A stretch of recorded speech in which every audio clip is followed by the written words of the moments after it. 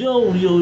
What's up again mga kakusot, mga karpintero at mga karpintera, and you're now watching here again our channel Karpintero Pinoy TV by Jesus Hundur. So ngayon guys, for today's vlog, ang client naman natin ngayon is galing na naman sa ating paboritong kondo ng DMCI dyan sa Infinite Tower South. So studio type yung unit niya guys, and gusto niya lang naman is space saver yung mga cabinet natin dyan dahil studio nga lang, so kailangan niya ng more storage area. So ayun guys, ano pa hinihintay nyo? Samahan nyo ako at panoorin natin kung ano yung kalalabasan ng ating project na to. So ano pa hinihintay nyo guys? Let's go!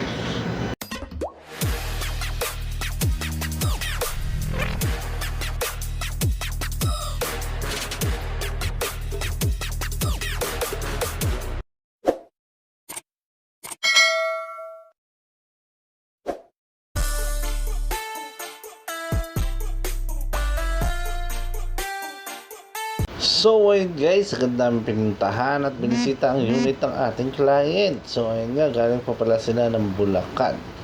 So sinadya namin sila dito at para silipin ang kanyang condo unit at mapag-usapan namin kung ano yung mga ipagagawa niya. So dito nga, lalagyan daw natin dyan ang CR cabinet. And dito naman po sa wall na to, meron tayong Shura and another storage cabinet. And dito sa extension, meron tayong pantry and washing machine cabinet and also TV rack.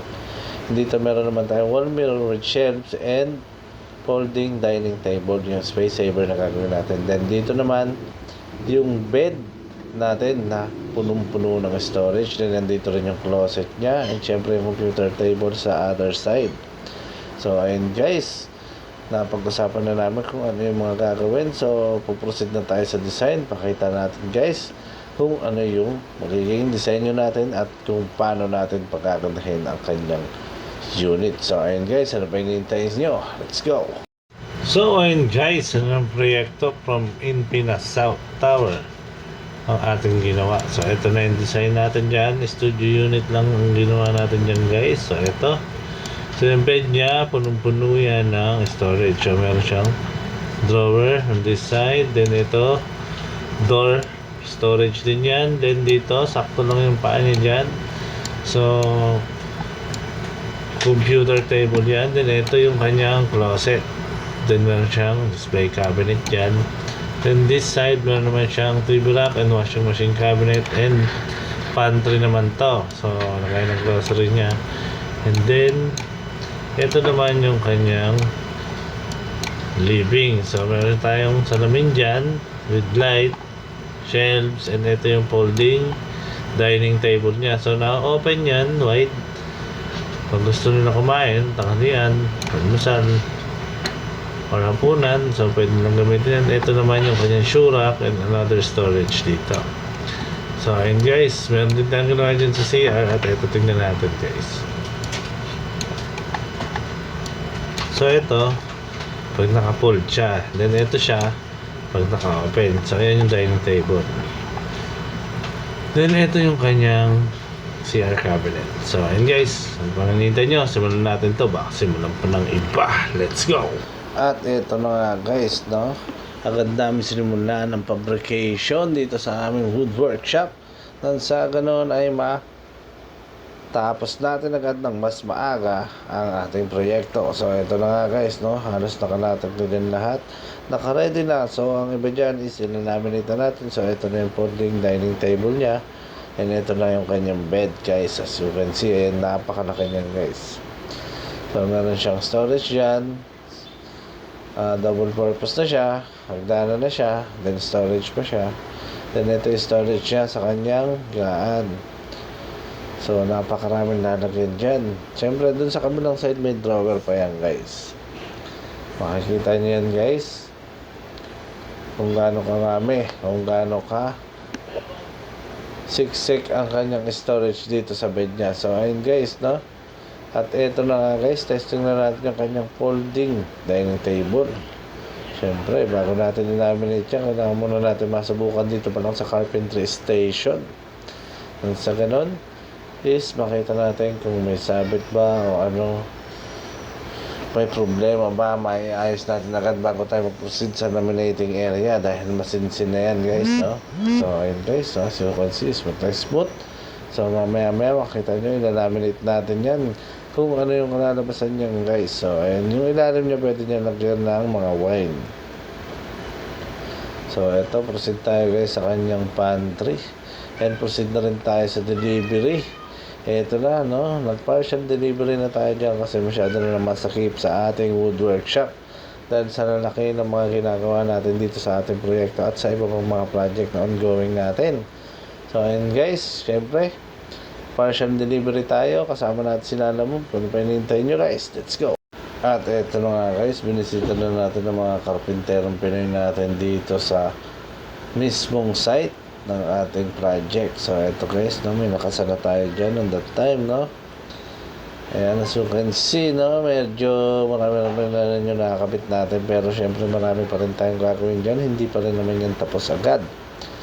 So wala pa rin yung salamin natin, wala pa rin yung pantry, yung folding dining table natin, wala pa rin. So tumipalo na yun guys sa mga susunod na eksena na yun, dadalhin natin yan. So ayun guys, patuloy lang tayo sa paggawa dito. At syempre mamaya makikita nyo yung improvement and development ng ating project. So hindi natin natapos yan on that day, no? Then balik tayo kinabukasan. So eto, nakakasana, na-assemble na yung kanyang bed dito mismo sa site. So sukat yan guys, no? Walang labis, walang kulang. So this time medyo mahirapan tayo kasi laminate finish yung kanyang bed. So eto nga, panel yung ginawa natin kasi medyo malaki yung kama niya. So pag binuo natin, hindi talaga siya magkakasya. So ang gagawin natin, dito natin siya i-laminate mismo sa site. So ayun guys, meron din tayo dyan computer table sa baba niyan, makikita nyo mamaya. So ayun guys, no? So eto na nga guys, yung iba natin dito is medyo okay na, na-laminate na natin yung iba.